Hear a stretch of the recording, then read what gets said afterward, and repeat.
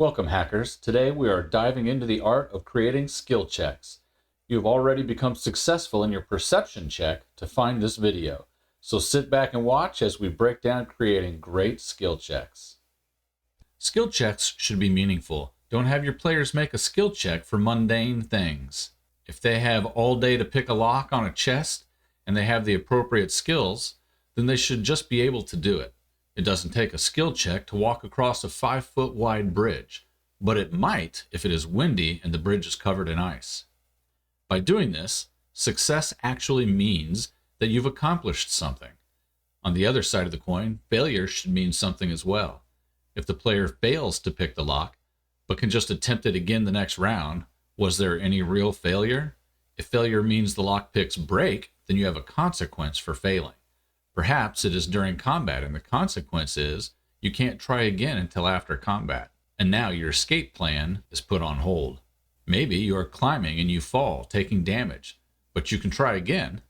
This helps us decide where to have the players make skill checks. If success or failure has consequences, then it's a good time to have a skill check. But you never want to put anything important to the story behind a skill check.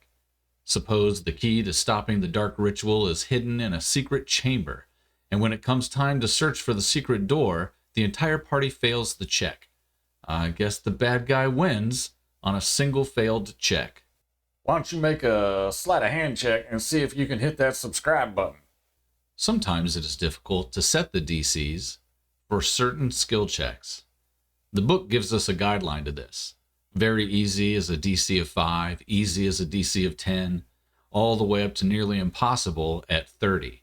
I've seen some people suggest raising the skill checks to be more difficult as the players level up. The intent being that there is still a level of uncertainty of success. I don't really fall into that camp.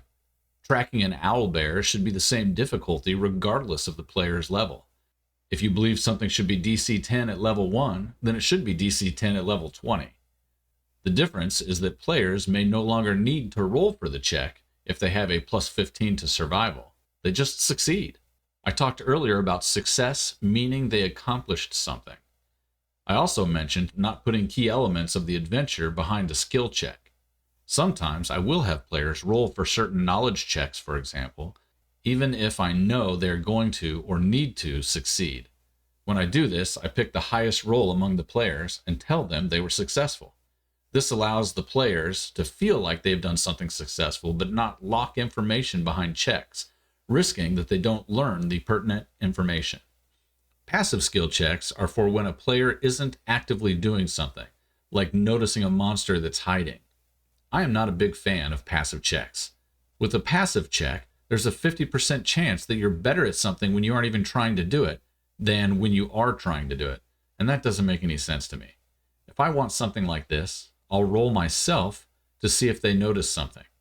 If the roll in the example of a hiding monster was a failure, then the ambushers get a surprise round. If the rolls were successful, then the players see it and combat would happen as normal.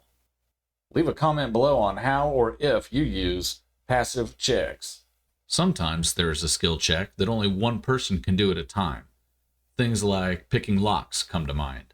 In this situation, players can assist each other. Another player that is proficient in the relevant skill can assist the one that is doing the skill check. Imagine a player assisting doing something like telling the lock picker that this kind of lock tends to have 4 tumblers and the third one usually sticks. In situations like this, the players doing the actual check would then have advantage on the skill check. Some skill checks are for the entire group. A party sneaking through a dungeon might all need to make a skill check for stealth. In situations like this, players can't assist each other because they are all trying to make their own checks.